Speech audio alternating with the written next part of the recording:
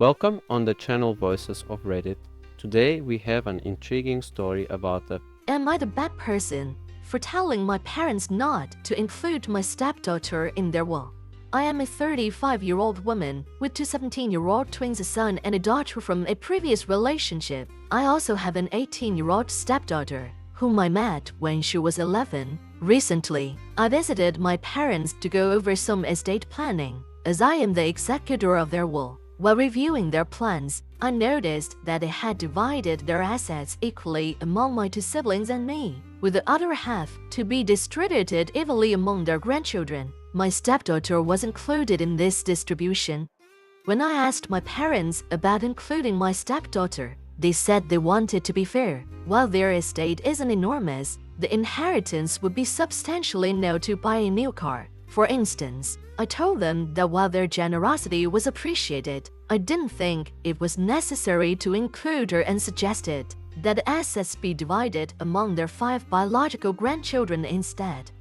Upon returning home, my husband confronted me. He said he overheard the conversation and accused me of alienating his daughter. I explained my reasoning. My stepdaughter is the only child, grandchild, and niece on both sides of her biological family. Her maternal and paternal grandparents own multiple properties, and her uncles are quite wealthy. Living in high cost of living areas, she's unlikely to have any cousins, at least on his side of the family. Their collective net worth is substantially more than my family's. I also asked him if his parents included my children in their estate plans, but he refused to answer. He insisted I was being unfair and accused me of not caring about her future. I felt I was doing the right thing by looking out for my children and their cousins, who could benefit more from the inheritance. Am I the bad person in this situation? To clarify, I did not pressure my parents to make any changes. I merely mentioned that I didn't feel it was necessary for my stepdaughter to receive a monetary inheritance from them. My mother plans to give her a set of family heirloom jewelry that features her birthstone, which I think is quite thoughtful. I'm not much of a jewelry person myself, and she has other sets for the other girls in the family, so this seems appropriate. My parents have seen my stepdaughter about 3 to 5 times a year since I met her. On the other hand, my nephews and my children do not have active relationships with their biological father's side of the family. My niece is a new mother working at a restaurant. I feel that a financial inheritance would be more impactful for them, even if the amount isn't enormous.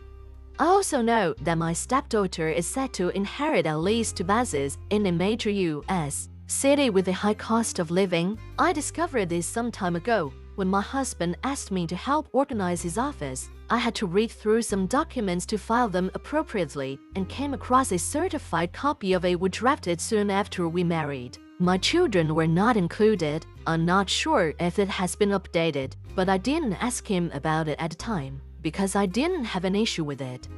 There is some distance in my relationship with my stepdaughter, but I don't feel it's entirely my fault.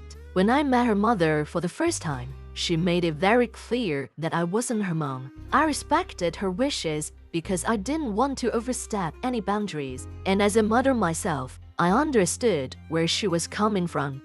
As time went on, opportunities to spend time with my stepdaughter became less frequent. Initially, my husband had visitation every other weekend. However, as she became a teenager, she wanted to spend time with friends, which I see as normal behavior. We were never invited to major celebrations for her. We usually celebrated her birthdays a week later because we weren't invited to the actual party my husband was, but not my children and me. She has never spent Thanksgiving or Christmas with us because her mother wanted those days, which I understood since she's her only child. My husband would spend holidays at her mother's house, which I encouraged because I knew the importance of their father-daughter relationship. We were also not invited to her high school graduation.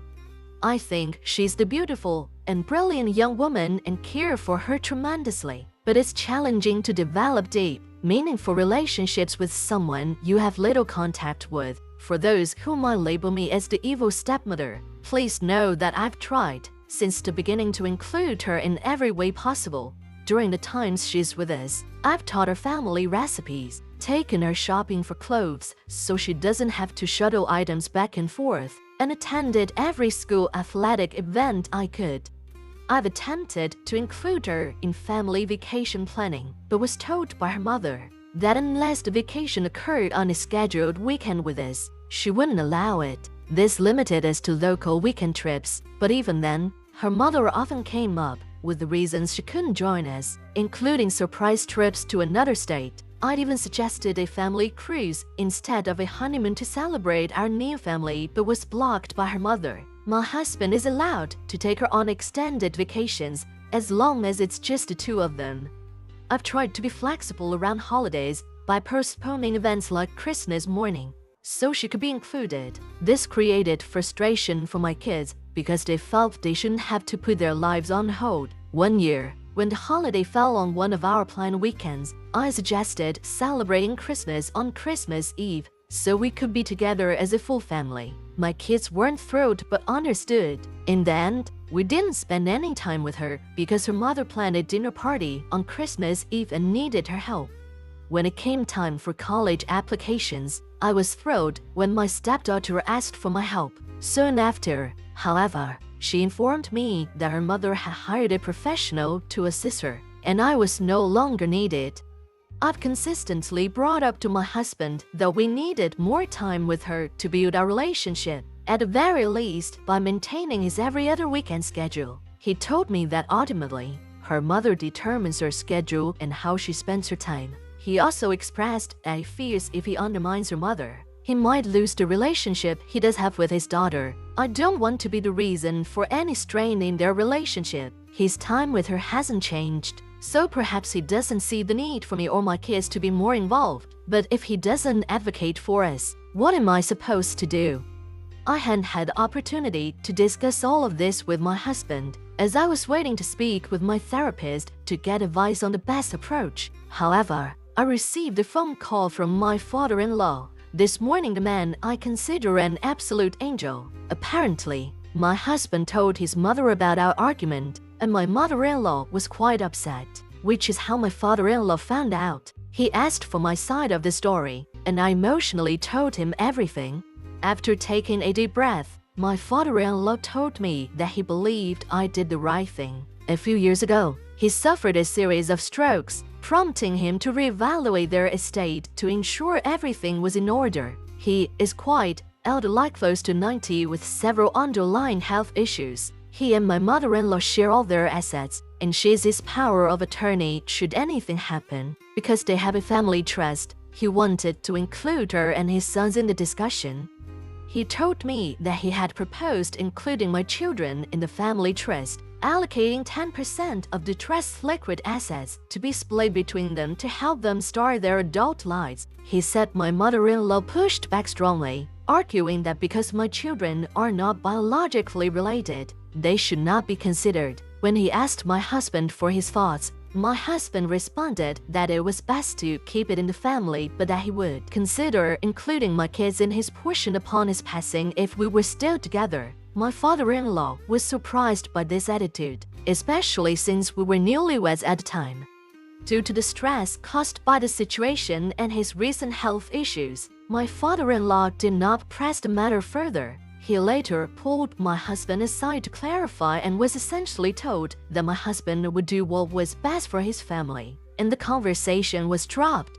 In light of recent events and how my mother-in-law and husband are responding behind closed doors, my father-in-law felt it was necessary to inform me. He said that my stepdaughter is said to be more than okay when the time comes. My husband had asked to access funds to pay for her college so she wouldn't need loans, which my father-in-law agreed to. He asked my husband if he would do the same for my children, and my husband responded that he would address it when the time came, as my kids hadn't yet decided on their college plans. My father-in-law asked if my husband and I had discussed this. I told him that our plan was for my kids to take out loans for college, and we would help pay off half once they graduated. My husband has never suggested that any funds from his family trust would be used for my children's education. My father-in-law was very apologetic, saying he wished he had pushed harder, as he cares for us greatly and feels he didn't do enough. I told him it wasn't his fault and that he shouldn't feel responsible. I also said I didn't want him to feel obligated to make changes or bring it up with my mother-in-law or husband because it would create additional stress for him, and I wanted him to have peace. He said that while he desired to help, since his wife and he have a joint estate and she is his power of attorney, it would be more trouble than it's worth. He's blind and has mobility issues, so he's dependent on her. He also felt that if he updated his will, they might contest it, creating a financial burden for me, which he didn't want. I reassured him that we would be okay and that he wasn't responsible for any of this. I told him my intention wasn't to be added to the trust, but to make a point to my husband, which he understood. He apologized again. We expressed our affection for each other, and he ended the call by saying he considered me a person of integrity, which is a rare gem. Now that I have this information, I realize this situation has brought to light many things I hadn't considered about my marriage. Reflecting on how my husband has navigated his relationships with his daughter and ex-wife has made me feel like my children and are never a priority for him.